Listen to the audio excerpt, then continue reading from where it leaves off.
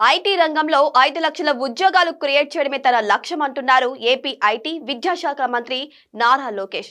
రానున్న 3 ఏళ్లలోనే ఈ రికార్డు సాధించాలనే టార్గెట్ తో పనిచేస్తున్నారు. లోకేష్ చొరవతోనే గూగుల్ డేటా సెంటర్ తో పాటు టీసీఎస్, కాగ్నిజెంట్ వంటి ఐటీ దిగ్గజాలు విశాఖలో క్యాంపస్లు ఏర్పాటు చేస్తున్న విషయం తెలిసిందే. టీడీపీ అధినేత చంద్రబాబు ఉమ్మడి ఏపీ సీఎంగా ఉన్న సమయంలో పారిశ్రామికవేత్తలు ఆయన్ను సీఎం అని కాకుండా సీఈఓ అని పిలుచుకునేవారు. అదే స్ఫూర్తితో చీఫ్ జాబ్ క్రియేటర్ గా పేరు తెచ్చుకోవాలని కాంక్షించారు మంత్రి నారా లోకేష్. గతంలో నారా లోకేష్ ని రాజకీయ వారసుడిగా చూసేవారు. కానీ తెలుగుదేశం పార్టీ ప్రతిపక్షంలో ఉన్న సమయంలో ఆయన రాజకీయంగా రాటుదేలారు. అప్పట్లో జగన్ సర్కార్ పై పోరాటంలో కార్యకర్తలను ముందుండి నడిపించారు. యువగలం పాదయాత్ర ద్వారా తనకంటూ ఒక సొంత బ్రాండ్ క్రియేట్ చేసుకున్నారు. ఇక జగన్ ప్రభుత్వం చంద్రబాబును జైల్లో పెట్టిన సమయంలో అన్నీ తానై పార్టీని ముందుకు నడిపించి తాను వారసుని మాత్రమే కాదని నడిపించే నాయకునని ప్రూవ్ చేసుకున్నారు.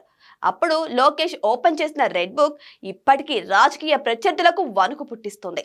లోకేష్ పనితీరు, సమర్థతకు రాష్ట్రంలోనే కాదు జాతీయ స్థాయిలోనూ గుర్తింపు లభిస్తుంది.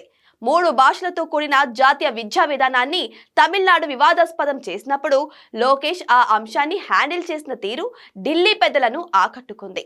ప్రధాని ప్రతిష్టాత్మకంగా భావించే యోగాంధ్ర కార్యక్రమాన్ని విజయవంతంగా నిర్వహించి మోడీ దృష్టిలో పడ్డారు. రాజకీయంగా, పాలనా పరంగా లోకేష్ చూపిస్తున్న పరిణితి, అంకిత భావంపై ప్రధానికి నమ్మకం ఏర్పడడం విశేషం. ఇక ఇండియన్ ఇండస్ట్రీ మొత్తం లోకేష్ ను హీరోగా చూస్తోంది. ది వీక్ మ్యాగజైన్ కవర్ పేజీలో నారా లోకేష్ ఫోటోనే ఇందుకు సాక్ష్యమని చెప్పొచ్చు. ఇక అంతర్జాతీయ కంపెనీలను ఏపీకి తీసుకెళ్లడానికి ఆయన అనుసరిస్తున్న వ్యూహాలను భారతీయ పారిశ్రామిక రంగం అబ్బురంగా చూస్తోంది.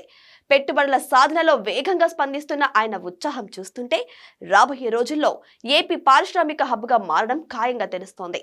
ఇదే ఉప్పు కొనసాగిస్తే ఐటీలో 5 లక్షల ఉద్యోగాలు, మొత్తంగా 20 లక్షల ఉద్యోగాల కల్పన సాధ్యమే అని లోకేష్ తన పనితనంతో నమ్మకం కలిగిస్తున్నారు.